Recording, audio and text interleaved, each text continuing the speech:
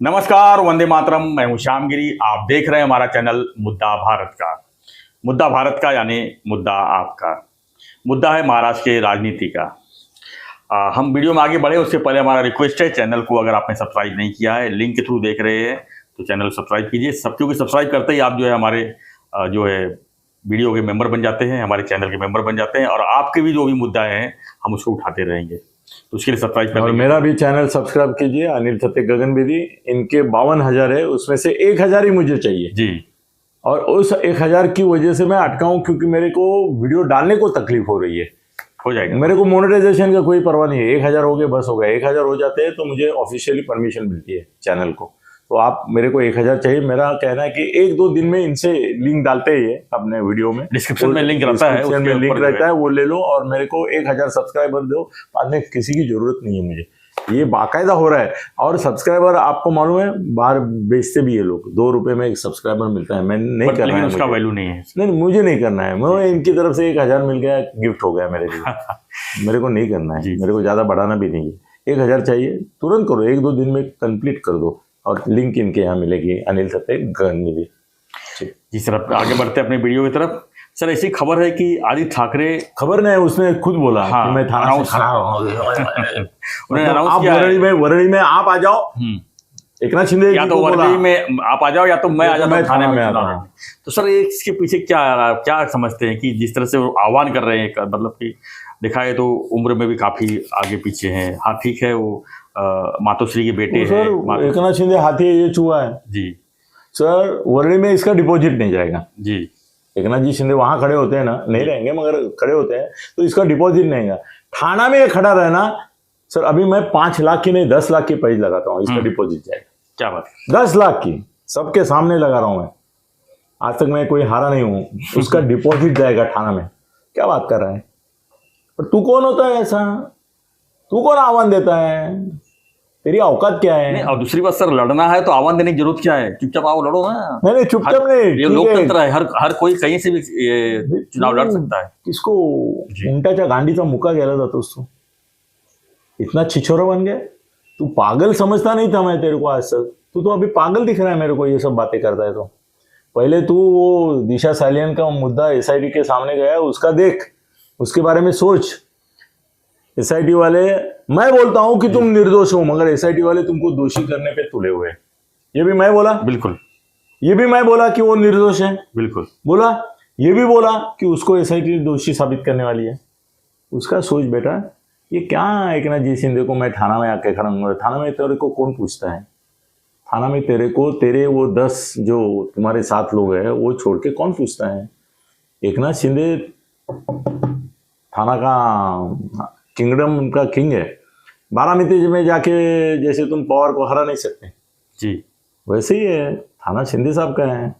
यहाँ आके क्या बात कर रहे हैं? दिघे साहब का है, दिघे साहब का है, शिंदे साहब का है। तो यहाँ आके तुम उनको हराने की बात छोड़ो, खिलाफ खड़े रहने की भी औकात नहीं है तुम्हारी। क्या बात करते हो? तुम्हारा महत्व बढ़ाने के लिए और क्या ना, वो बेड़ू के ना वो बैल होने की कोशिश करता है, वैसा हो रहा है आदित्य। उसके बारे में मेरे मन में बस बहुत सहानुभूति है जी। मैं उसको हमेशा निर्दोष करता हूँ। कल तो राज ठाकरे की बीवी शर्मिला ठाकरे ने भी बोला कि वो तो तसा नहीं है, तो असं काही करणार नाही, करू शकत नाही, बोला विश्वास है। मतलब उद्धव ठाकरे राज ठाकरे से हमेशा बदतमीजी से पेश आया, फिर भी उसका महानता देखो।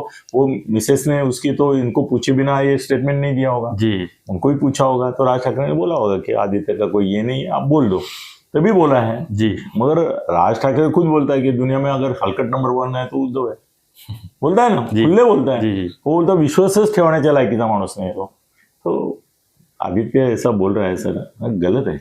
इस तरह से बोलना नहीं चाहिए उसको। तुमको जहाँ रहना है वहाँ रहो। एकनाथ शिंदे को आह्वान देने की बात मत करो। तुम काड़ी पहलवान हो, कहाँ हिंद केसरी को आह्वान देने की बात करते हो? ये मोदी के सामने दूसरा कोई अपना नगर सेवक बोले वैसी बात है? इसकी औकात नहीं है सर। कहाँ एकनाथ जी शिंदे, कहाँ थाना में उनका जो वर्चस्व है उसकी बात है, और ये क्या बोल रहा है? घृणा आती है। मैं देखो आदित्य, तुम्हारे बारे में मैंने हमेशा सहानुभूति से बात की है, अच्छी बात की है, क्योंकि मुझे शपथ लेके एक बार संजय ने बोला है कि इसके बहुत सारे लफड़े थे, वो दिशा पटनी से लेके अफेयर थे, ये सब थे, तुम्हें शादी कैसी तुम करना चाहते, कैसी टूटी, तुम्हारी एंगेजमेंट तक गई हुई भी शादी कैसी टूटी, उसके बहुत सारे किस्से हैं जी तो मैं नहीं बताऊंगा तो नितेश राणे बताएगा एक दिन इसकी शादी कैसी 2 बार टूटी है। हाँ एक बार इसकी किसी से ये हो रही थी, उसमें घर वालों ने ये किया, दूसरी बार और कुछ तकलीफ हुई। वो यार छोड़ो, मेरे को पर्सनल लाइफ है, उसमें मैं नहीं जाना चाहता हूँ। तुम्हारी शादी 2 बार नहीं 10 बार टूटे या जुड़े मेरे को फर्क नहीं पड़ता है, मगर तू एक कम से कम इस पर तू सबके साथ पार्टी करता है और क्या करता है वो वगैरह सब मालूम है सबको, उसमें मैं नहीं पढ़ूंगा। नीतीश बैठा है उधर उसके लिए, तुमको ये करने के लिए। मगर एक है कि दिशा सालियान मामले में, सुशांत मामले में तुम्हारा हाथ नहीं है, मैं कन्विंस्ड हूँ। संजय राउत का और मेरा दिल एक है, संजय राउत से मैं अलग नहीं हूँ, मैं ही संजय राउत हूँ। और अगर सामना का संपादक पद का ऑफर उस समय मेरे पास आता तो आज सामना का संपादक रहता था मैं। तो वो छोड़ो। संजय ने मुझे जिस दिन बताया कि अनिल विश्वास ठेव, आदित्य दिशा सालियन आणि या प्रकरणात नाही, उस दिन से मैं कभी बोला नहीं। उल्टा लोग दुनिया तुम्हारे खिलाफ बोली तो मैं बोला। संजय राउत की वजह से बोल रहे हो कि सही में अपने उसने मुझे कुछ तो ये मान के चले जो आप बोल रहे हो संजय राउत की वजह से बोल रहे हो? नहीं क्लू दिए उसने मुझे, क्लू मेरे को और ज्यादा जानकारी है सर। कैसे है ना, नितेश राणे क्या है ना, वो टूट पड़ने के लिए क्यों उसके पिताजी को एक दिन अरेस्ट किया था। वो बोलता है कि जैसे कुछ मुख्यमंत्री बोलते हैं ना कि एक दिन मुख्यमंत्री करो, वैसे बोलता है कि कम से कम एक दिन तो, सर भुजबल ने बोला था मालूम है कि एक दिन के लिए तो बाला साहब को अंदर डाल के रखो। पूरी कोशिश किया था उन्होंने, किया ना, नहीं किया ही था। वो क्या ना कि कागज पे करके उनको छोड़ा, क्योंकि भड़का भड़की होती है। सन 2000 की बात है ये यार, 99 मुझे याद नहीं, मगर बाला साहब को अरेस्ट करके दिखाया करके भुजबल ने भी दंड ठोके थे। वैसे ही अभी नितेश राणे और नारायण राणे का प्रण है कि एक दिन तो कम से कम अरेस्ट करके इसको अंदर बिठाएंगे। वो करेंगे। सरकार भी उसके लिए खुश है, अभी जी उनके साथ है, करेंगे वो। एसआईटी तो अपनी इतनी चीप हो गई कि अभी ऐसा हो गया कि इसने पादने की दुर्गंध आ रही है। अरे पादने की दुर्गंध आ गई, एसआईटी बिठाओ। इसने कल क्या खाया था, क्या वाटाना खाया था क्या, इतनी तक अभी एसआईटी की तो कोई वैल्यू नहीं रही सर। जी एसआईटी की कोई वैल्यू ही नहीं रही है महाराष्ट्र में, एसआईटी की वैल्यू ही नहीं। पहले एसआईटी अपॉइंट होती तो कोई बड़ा मामला बनता था कि है एसआईटी की। अभी एसआईटी तो पादने के बारे में भी लग सकता, राजकीय मुद्दों के ऊपर पूरा भटक रही है कुछ भी। अभी वो एक आदमी वो क्या कुत्ते के साथ नाता, कुत्ता होके नहीं क्या वो नासिक का, तो उसके ऊपर एसआईटी। अभी एक कुत्ते के सामने दूसरा कुत्ता नाचा, उसमें एसआईटी की क्या बात है? वो फोटो दिख रहा है, वीडियो दिख रहा है। उल्टा तो सुषमा अंधारे ने बोला कि उसमें तो मिनिस्टर महाजन भी है और भी है भाजपा के 2-3 लोग, उसके बारे में तो कोई चर्चा नहीं है। एसआईटी होगी तो उसका ये भी खुलासा होना चाहिए। क्या सलीम कुत्ता और उसके सामने शहर प्रमुख शिवसेना का जो सर, वो संजय का बहुत अच्छा गहरा दोस्त है, जो शहर प्रमुख है उसको संजय नहीं बनाया है जी, तो उसकी एसआईटी। सर एसआईटी का मामला नहीं है, इसके खिलाफ भी एसआईटी बिठाई अभी। एसआईटी को भी कोई खास ये नहीं, उनके अधिकारी होते हैं, उनके अधिकारी उनको इशारे के अनुसार चलते हैं। एसआईटी का कोई मतलब नहीं है, सीबीआई का नहीं है सर। ईडी के लोग साले पकड़े जाते हैं पैसा खाते हुए। अभी ईडी का क्या भरोसा रहेगा? और बाद में जैसे ही वो ये पार्टी में आता है सब मामला खत्म होता है। जो आदमी अपने मुंह से बोलता है 9,000 करोड़ मैंने उद्योग को दिए, वो ये पार्टी में आता है और उसका कोई कार्रवाई नहीं, उसके घर भी छूट जाते हैं, पूरा बिल्डिंग सील होता है, वो खुला जाता है।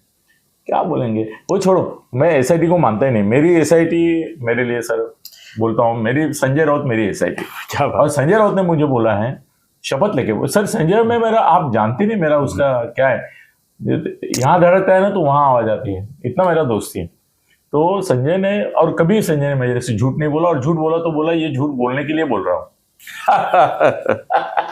इतना दोस्ती है हमारा, बहुत प्यार करते हैं हम एक दूसरे से। जो भी आप आदित्य ठाकरे को सहानुभूति आपका है संजय राउत की वजह से, आपकी वजह से नहीं है? हाँ, ये भी बोल सकते हैं, वो भी बोलते हैं सर। कभी कभी होता है ना, आपका दोस्त है तो मेरा भी दोस्त बन जाता है ना, ऐसा एक दोस्त अपना।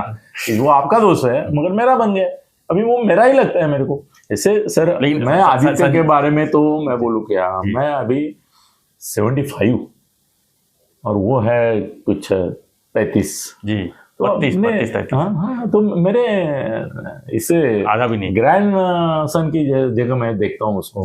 मेरे मन में उसके प्रति बहुत प्यार था। एक जमाने में आप सोचेंगे नहीं, मैंने तो आदित्य के लिए एक खत लिखा था कि जिंदगी में तुमको किस तरह से आगे बढ़ना चाहिए, और वो पत्र तर बड़ी बात देखो, वो पत्र उद्धव जी ने पढ़ा, उनकी मिसेस ने पढ़ा, आदित्य ने पढ़ा, संजय के थ्रू भेजा था, और बाद में उसका वाचन सबने बैठ के किया और किसी को पढ़ने के लिए बोला कि जरा सबको पढ़ के सुनाओ, पढ़ने के बाद। और आदित्य के बारे में इतना अच्छा मार्गदर्शक लेटर जिंदगी में किसी ने लिखा, कितना प्यार होगा मेरा। जी जी, वही मैं आज बोल रहा हूँ कि तुम ये बचपना, अभी बच्चा है तो बोलेगा मैं बचपना ही करूंगा। लेकिन सर कई बार स्टेटमेंट हो गया कि हाँ ना, बहुत बार बोला वो। मैं एकनाथ शिंदे के खिलाफ लड़ूंगा, अगर यहाँ आके लड़े मेरे खिलाफ, नहीं तो मैं आऊंगा थाने में। सर उसकी हिम्मत नहीं है जी, उसको चुन के आना है क्या गिरना है, नहीं तो वो हरामी ऐसा करेगा, दो जगह से खड़ा रहेगा, 2 जगह खड़ा होगा। वरे से भी खड़ा रहेगा, इधर से भी खड़ा रहेगा, ये हो सकता है, क्योंकि तो गिरना ही है। सर शिंदे साहब क्या करना चाहिए इसमें? अभी जवाब नहीं, उनका कोई जवाब नहीं आ रहा है, लेकिन ये लोग सर बोल रहे हैं। ऐसे चूहे को हाथी क्यों जवाब दे? कुत्ते चलते हैं, हाथी चलता है अपने गति में, कुत्ता भुगता है, भुगतने दो, भुगता है भुगने दो।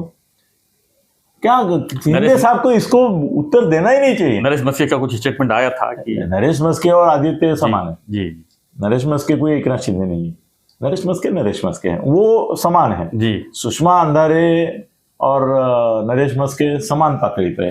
संजय की पातळी पर ये इनमें से कोई नहीं। संजय को जवाब देना है तो एकनाथ जी को देना है, और वो देते हैं संजय को जवाब। ये तुम्हारा बाकी भी केसरकर बिसरकर भी देने लायक नहीं है, सिरसाट भी नहीं है, बहुत नीचे है उसके संजय के। संजय का एक ही जवाब देता है, नीतीश राणे। हाँ वो उसका संजय राजाराम राउत। हाँ किसी का बाप नाम देने से कोई फर्क नहीं पड़ता है सर जी। हमारे को तो हमारे बाप के नाम का गर्व होता है, संजय को भी गर्व होना चाहिए। उसके पिताजी सर एक अलग टाइप के ये थे। वो राजाराम क्यों बोलता है मालूम नहीं, सिर्फ एक ही राजाराम ने जिंदगी में ऐसा कुछ नहीं किया कि जिसकी वजह से शर्मिंदगी हो, है कि नहीं। उल्टा नीतीश अगर नारायण राणे बोलता है तो ऐसे कई अफवाहें हैं गर्म मार्केट में कि जिसकी वजह से शायद उसको ऑकवर्ड पोजीशन महसूस हो। जी, राजाराम के बारे में तो ऐसा कुछ नहीं है। क्यों बोलते फिर नीतीश संजय राजाराम राउत? सर एक दिमाग चलता है, उस तरह से भी चलता है। उसको ऐसा लगता है कि मैं राजाराम राउत बोलने से कोई अलग बोल गया। संजय राउत सब बोलते हैं, मैं राजाराम राउत बोलता हूँ, और संजय जनरली उसको निग्लेक्ट करता है। जी, संजय सर मोदी साहब जिसको अरे संजय जी क्या बोल रहे हो, कैसे ऐसा करता है सर, ये उनके सामने जाएगा तो पहचानेंगे नहीं शायद मोदी जी। नीतीश को पहचानेंगे, राणे साहब को पहचानेंगे, इसको पहचानेंगे भी नहीं। अरे ये लड़का किसका लड़का है सब पूछेंगे। राणे हाँ तभी तो देखा है इसको इधर उधर नाचते हुए, ऐसा पूछेंगे। वो कोई बड़ा आदमी नहीं। मगर तुम नीतीश राणे के स्तर पर जाओ मत आदित्य, उल्टा बोलता हूँ मैं तुमको। तुम थोड़ा तो मेंटेन करो अपना डिग्निटी, अपने को लोग हंसे। सर एक बात होती है लज्जास्पद, एक होती है हास्यास्पद जी, और एक लांछनास्पद। ये जो बोल रहा है ना, ये लांछनास्पद भी है, लज्जास्पद भी है और कलंकित बात है, बोलना नाही चाहिए। आदित्य जरा थोडं काय असेल ना तुझ्यामध्ये तर हे बोलणं असलं फालतू बोलणं बंद कर. तुला लोक फालतू समजतील हे असं बोलतील सर, प्लीज असं बोलू नको. एक तुझा आजोबा म्हणून सांगतो, तुला माहिती नाही बाळासाहेबांचे माझे किती जवळचे संबंध होते, उद्धवजींचे किती होते तुला काय माहिती आहे, काय माहिती नाही, कोणाचीच माहिती नाही. त्यामुळे तू उगाच एकनाथ शिंदेना आव्हान बिव्हान देऊ नको. हां तुला कुठे वरळीत उभं राहायचं आहे ना, राहा उभा. ते वरळीमधल्या ज्या लोकांना तुम्ही डिस्प्लेस केलं त्यांचं काहीतरी करा आधी. जिनका छीन के अधिकार इन्होंने किया है उनका कुछ नहीं किया है इन्होंने, उनको ऐसे ही लटका के रखा है, वो छोड़ो. आदित्य नाही, अत्यंत वाईट प्रतिक्रिया लोकांमध्ये होती. एकनाथ शिंदेना कसली आव्हानं देतो रे. अरे एकनाथ शिंदे ज्यांची आव्हानं आता स्वीकारून पुढे चाललेत ना, ती माणसं कोण आहेत माहिती का. बोलू सर, बोल दो. बिल्कुल. तो एकनाथ शिंदे के सामने जो आह्वान है, जिसको झेल कर वो आगे बढ़ रहे हैं, वो एक में है फडणवीस और दूसरे है अजीत दादा, तीसरे है शरद पवार और चौथे है उद्धव ठाकरे. इन लोगों से उनका पाला पड़ रहा है, इन लोगों को भारी पड़ रहे हैं वो. तो किस चीज की, किस खेत की मूली ना, क्या बोलते हैं किस खेत की मूली है.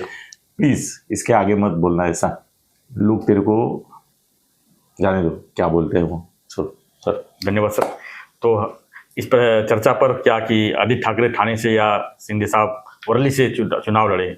सर आदित्य ठाणे से चुनाव लड़े की उसकी हिम्मत ही नहीं, हिम्मत नहीं है. वो खाली भी ऐसा क्या ना, दारू नशे में कुछ आदमी बोलता है वैसा इसको किसी और चीज का नशा है उसमें वो बोलता है. तो आदित्य ठाकरे की इस प्रक्रिया पर आप लोगों की क्या प्रतिक्रिया है, हमें कमेंट बॉक्स जरूर लिखिए और बने रहिए हमारे साथ, देखते रहिए हमारा चैनल मुद्दा भारत का. धन्यवाद. जय हिंद, जय महाराष्ट्र.